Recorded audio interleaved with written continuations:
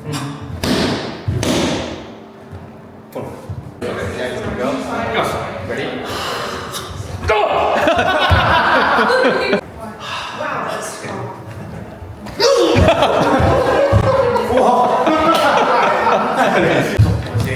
going back, try to push the hand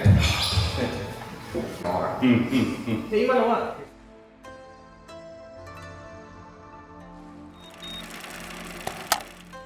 こんにちは。先日ですね、沖縄に行ってきまして、前に YouTube でコラボをした空手道場枠の長野さんが主催する空手のワークショップ、合宿ですね。それに参加してきました。参加されてるメンバーは全員海外の方ですね。長野さんの空手道場枠は海外の空手愛好家向けに主催しているオンラインスクールですので、参加者さんはね、みんな海外の方なんですね。英語がね全然できないのでかなり不安だったんですけれども、海外の武道愛好家と一緒に稽古するという機会はとても貴重な体験になりました。で、5日間あるワークショップの中の2日目に僕が講師として午前と午後2時間ずつレッスンをするという形で参加しました。アメリカとかオーストリア、パナマとかドイツとか様々な国の方が参加されてました。今回痛感したことはですね、英語を喋れるようになりたいなっていうことでしたね。その長野さんに通訳をしていただいて、あと終鉄の稽古会の仲間である林さんがね一緒に参加してくださったんですけど、お二人がいたおかげで僕もコミュニケーションが取れたわけですけども、話せないって本当にもどかしいですね。ちょっと思ったのが、海外の空手家の方、この力はグラップリングでも使えるのかとか、結構ね複数の方にそういうふうに言われるんです。海外では空手だけをやってるっていう感じじゃなくて、空手、グラップリング、総合的に戦う能力を磨いていく、その中の一つのコンテンツとして空手をやるみたいな感じで、合理的な考えというかね、全部やれた方がいいだろうっていう感じで、だから打撃に使えるしグラップリングにも使えるっていうような力の出方にとても関心があったみたいですね。その辺はね面白いなと思いましたね。あとは海外の方、体がでかいなっていうのと、パワーやっぱありますね。パワーすごかったですね。あとはですね、そのフィジカルがものすごい強かったとしても、今終鉄でやってるような、コアの体の奥深くを有効活用できているかっていうと、ここはねなかなか使いこなせてない、僕なんかの力がしっかりと相手に響くっていう、そういうのも確認できましたので、それもねいい経験にはなりました。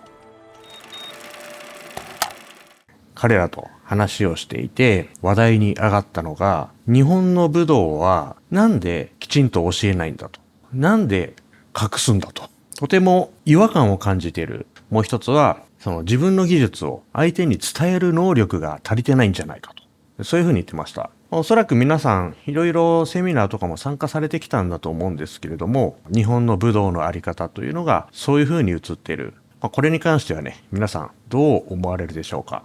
どっぷりね武道界の中に入っていると、武道っていうのはそうやって学んでいくもんなんだっていうふうに、それが当然なことなんだと思っている方も多いとは思うんですけれども、この日本の武道っていうのを、外から見た時には意外とそういう印象で見られてしまっている。難しいなって思われるのは全然構わないんですけれども、なんで隠すんだって、こういう印象を持たれてしまうのはやっぱりね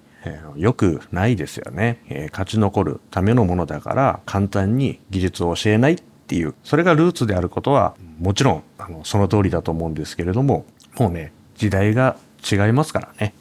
夜談笑していた時に、ある方にね言われたんです。みんな隠そうとしていることが多いのに藤原先生は、どうして伝えようとするんだ、そのマインドを知りたいっていうふうに言われたんですね。皆さんの熱意というのをすごく感じて、もう必死になってこの時間で何が伝えれるかというのをかなり必死になって伝えたというふうな思いがあるんですね。そういうところに感銘を受けてもらえるっていうことが良かったなと思います。で、僕は決してねYouTube で自分が稽古会で教えていることを全部垂れ流しにしているという、そういうことは決してありません。もちろん公にする内容と本当にコアな内容、自分の生徒と言える方に教える内容っていうのはもちろん差はありますけれども、それでもね YouTube という中でもインターネットっていう媒体を使ってこの中でもできる限りのものは伝えたいなとか、嘘は伝えないようにしようとか常に心がけています。